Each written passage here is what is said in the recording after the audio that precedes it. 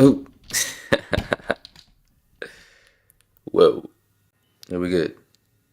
Have you ever felt lost and confused? I remember when I was 19 and I had just come back from college.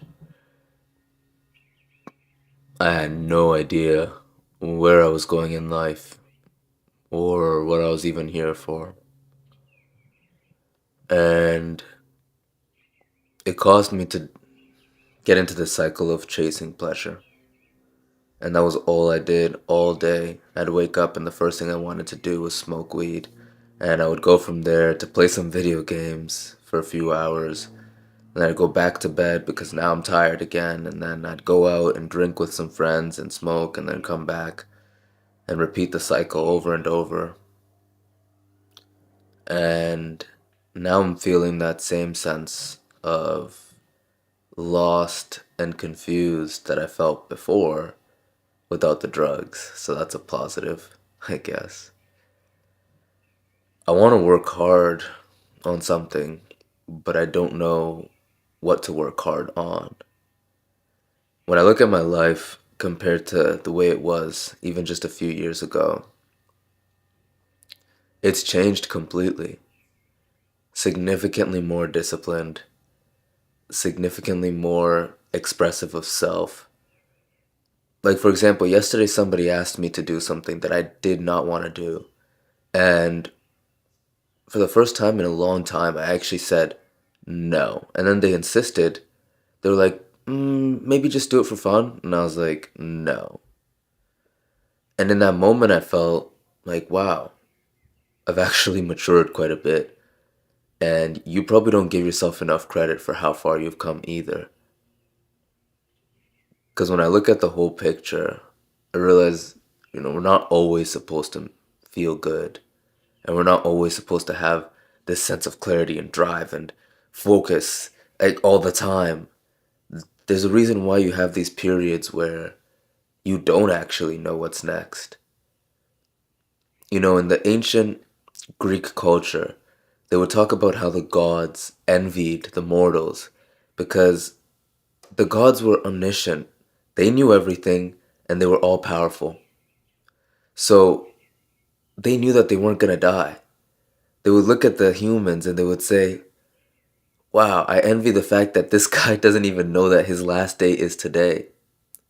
Or I envy the fact that this guy doesn't even know that his life is about to change into a whole new direction.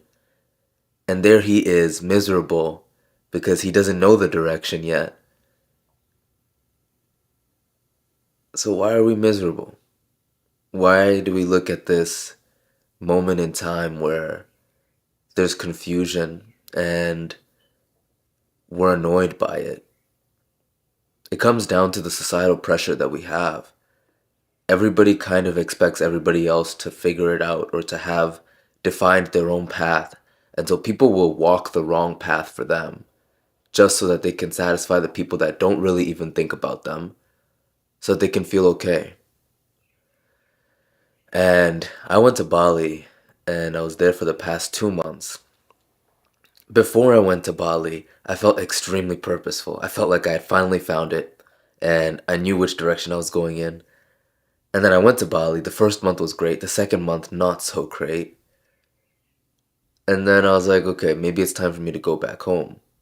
And then I come back home and I'm still adjusting, I suppose, because it's only been a week and a half since I've come back. But this is what I think about probably the most.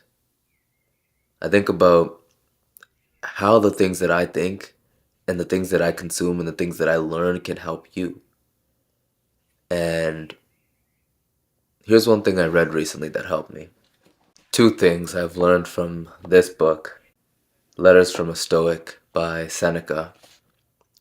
The first thing is, the person you are is far more important than where you go. Because wherever you are, there you go.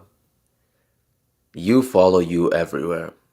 And so if you think you can escape yourself by going to a new place and traveling to a new destination, you'll be quickly surprised how you follow yourself wherever you go. The environment isn't going to change you by itself. The other thing is this.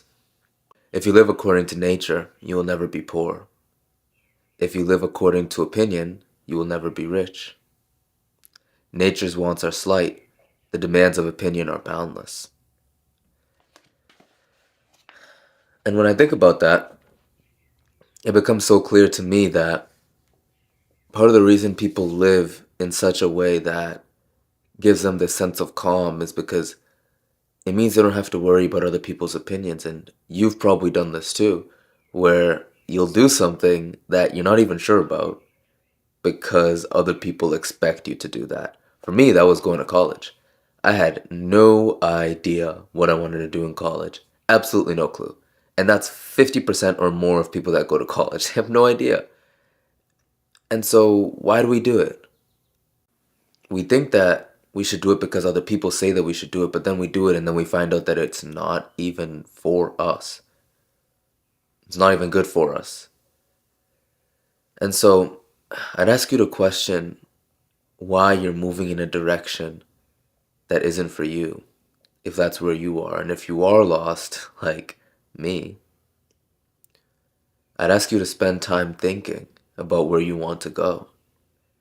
There's two questions that we all have to answer, and that is, who are you and where are you going? And you should know your end destination. For me, my end destination is building and creating a community of people that are improving themselves on a daily basis and looking for all the areas in which they can take their life to the next level. And it doesn't always feel good. Usually it does, but the hard part is you'll always find deficiency.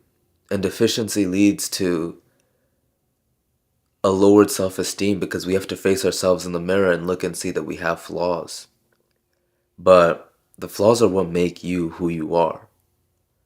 They're not something to run away from, they're something to embrace and to put like your heart on your sleeve. I'll tell you an example.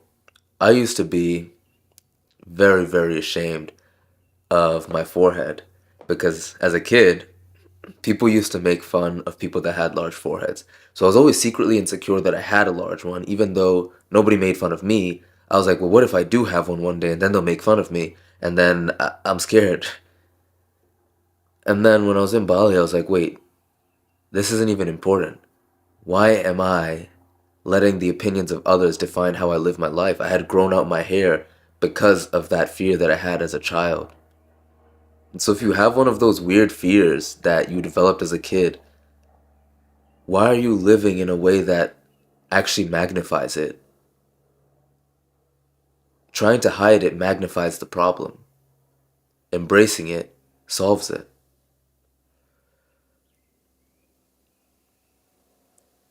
I know I started talking to you about, you know, feeling lost, and I think all of this is connected.